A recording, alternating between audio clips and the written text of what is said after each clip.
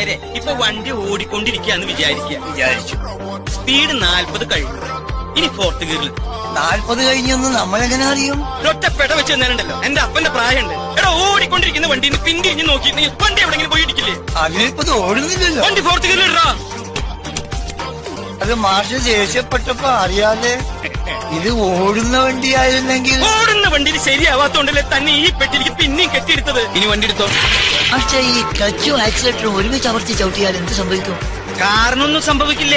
തന്റെ വായയിൽ അവശേഷിച്ചിരിക്കുന്ന 3-4 പല്ലുണ്ടല്ലോ അതങ്ങോട്ട് പോവും. സ്പീഡ് കൂട്ടാൻ ആക്സിലേറ്റർ എന്നുള്ള സാധനല്ലേ അതും ചവിട്ടോ. എന്താ ഇയാൾ കാണിക്കണേ? സ്പീഡ് കൂട്ട്. ഞാനെന്താ റോഡിൽ ഭരതനാട്യം കളിക്കുക? വണ്ടി പോട്ടെ. വണ്ടി പോകുന്നുണ്ട് മാഷേ. ക്ലച്ച് അമർത്തി ഗിയർ മാറ്റും.